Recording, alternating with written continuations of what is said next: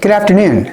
Today, April the 24th, I bring you my 7th video update related to COVID-19. Yesterday marked the third straight day there was no new cases in Muskoka.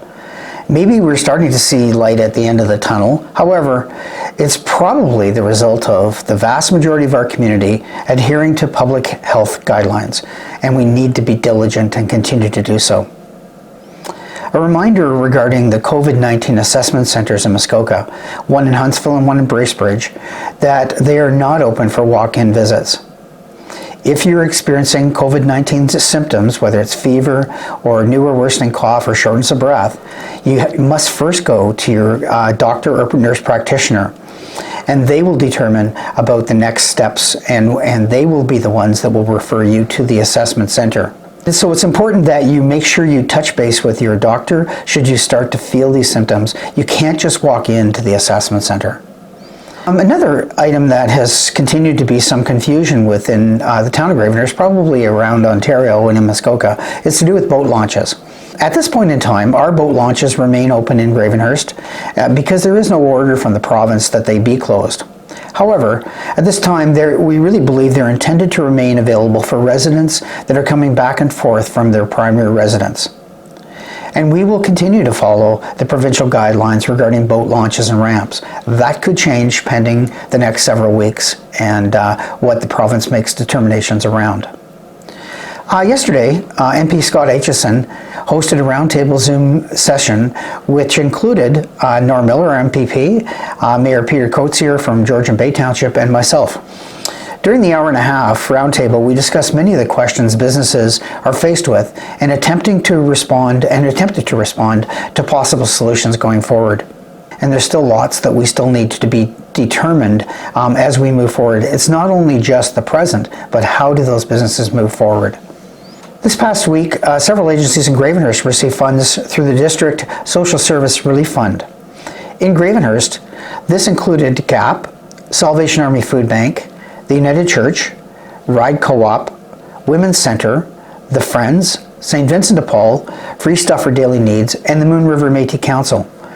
All of that came from provincial grants, which was around $656,000. These amounts were dispersed across Muskoka, and the good news is several of our agencies in Gravenhurst were the recipients of checks this week to help them through this pandemic.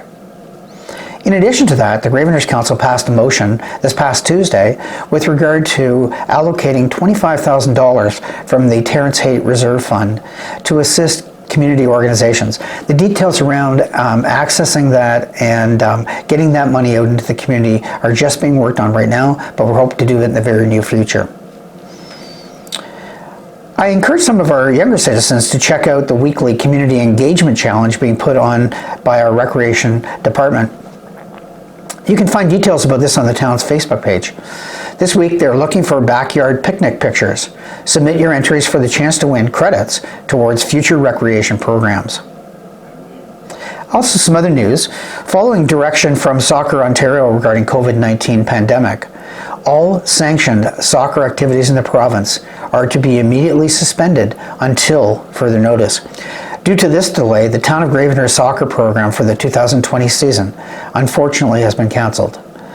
This was a very tough decision to make, but the health and well-being of our entire community remains our top priority. Those who have registered their children will be receiving a full refund. Another really good news story is this week the owners of Relish, The Ore, and the Butcher's Daughter and Well Fed restaurants, they produced roughly 1,000 small quiches for Gravenhurst Against Poverty.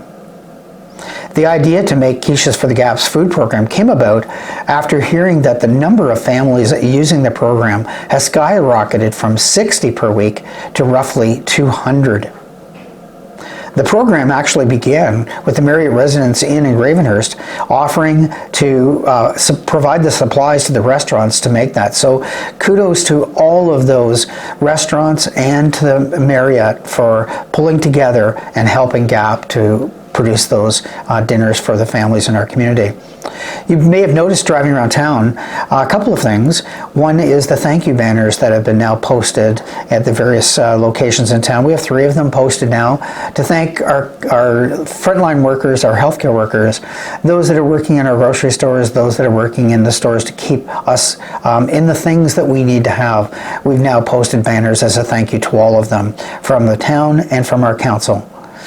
Also, you probably may have noticed around town that our flags are now at half-mast in the town of Gravenhurst at all of our facilities.